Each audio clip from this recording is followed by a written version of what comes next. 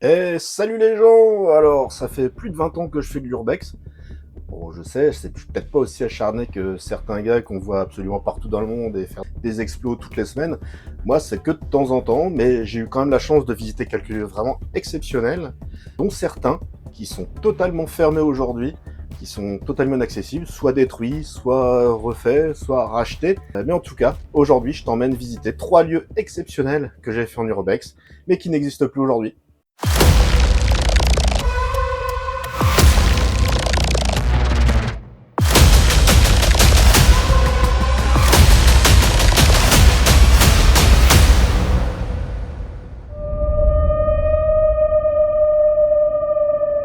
Alors le premier lieu, c'est une maison, ou alors plutôt un manoir, hein. C'était plutôt très très grand. Ça se trouvait à Eu, en Seine-Maritime. Oui, ça existe, Eu. Dans les dernières années occupé du lieu, c'était un office notarial. Donc le manoir était plutôt très grand, en très bon état, sur la première explo que j'ai pu y faire. Même si, voilà, forcément toujours, et très souvent, dans ce genre de lieu, les vitres sont cassées. Il y a pas mal de parties très détériorées. Mais l'architecture intérieure était plutôt sympa. Il y avait des beaux windows, il y avait des pièces avec des moulures, c'était quelques petits objets qui traînaient par-ci par-là, bon c'était pas fou au niveau des objets. Et bah, quand tu te promenais un petit peu, tu allais aussi dans le grenier, et dans le grenier, bah, tu pouvais que te dire que le notaire, il votait FN. Donc tu vois, il y avait pas mal pas mal de vieilles choses qui venaient de ces années-là. Mais bon, en tout cas, l'endroit était très sympa, je te redis. Le grand hall avec l'escalier, c'est un endroit très fou avec des moulures, avec ce fameux escalier avec du fer forgé tout le long. Malheureusement, sur la deuxième visite que j'ai pu faire, bah, ils avaient commencé à tout démonter. La porte avait été démontée, toutes les ferronneries avaient été démontées, et on sentait la fin du lieu, justement. Et bah, la fin du lieu, je peux te raconter ce qui lui est arrivé, hein.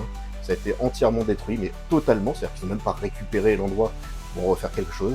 Non, ils ont tout détruit, et ils ont bétonné, et ils nous ont fait, si mes infos sont exactes, un centre IME. Dommage, l'endroit était fou.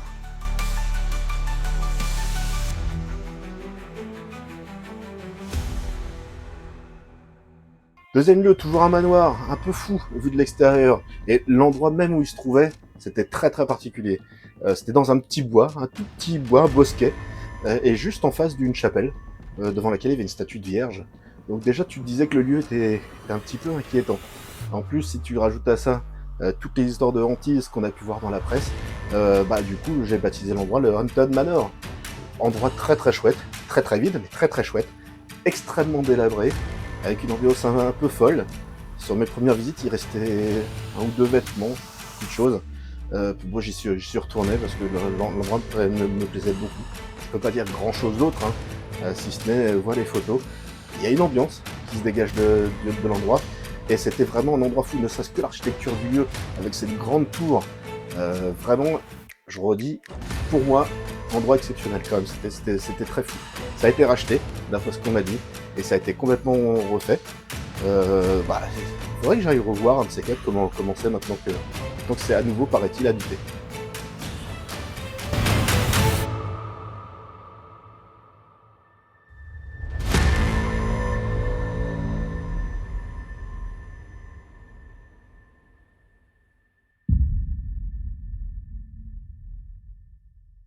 Et le troisième lieu, alors c'est plus un manoir cette fois, c'est une banque qu'on avait surnommée la banque Maya. Enfin, les urbexeurs l'appelaient la banque Maya. Si tu as vu une vidéo précédente d'un album photo, La Maison du Broc, bah, c'était juste dans le même village que la Maison du Broc. C'était un lieu très riche. D'ailleurs, les deux expos, je les ai fait le même jour. C'était à Yvetot. On l'a surnommé la banque Maya parce que dans le grand hall d'accueil, en fait, enfin dans la pièce principale de la banque, il y avait un plafond qui ressemblait à une petite ruche, à des petits rayonnages de ruches d'abeilles, en fait, tout simplement. Donc banque Maya, un endroit très très fun sur plusieurs niveaux, très grand, donc très vide, mais tu sentais qu'il y avait une vie, t'avais des vieilles plantes mortes, enfin, ouais, il y a un endroit quand même relativement fort sympathique. Et bah, ce qui était sympa, c'est que dans les sous-sols, en fait, bah, il restait les coffres-forts. Alors il faisait très noir, il n'y a pas de lumière du tout dans les sous-sols, mais voilà, c'était très chouette. À l'heure actuelle, cette caisse d'épargne d'Ifto, c'est ma seule banque, la seule banque que j'ai pu explorer en urbex.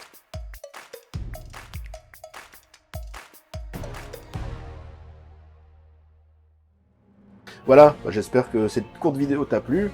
T'as pu découvrir 3 lieux urbex exceptionnels qui ne sont plus faisables aujourd'hui. J'espère que ça t'a plu. Si ça t'a plu, j'en avais fait une autre il y a quelques temps où je parlais, il me semble, du château Clochard, entre autres, ou de l'Horror Lab, qui était une ancienne école vétérinaire. Je te mets le lien en commentaire, forcément. Et si c'est pas encore fait, bah tu mets un petit pouce, hein, tu mets un petit commentaire, ça fait plaisir, ça fait avancer le truc. Et surtout, tu t'abonnes.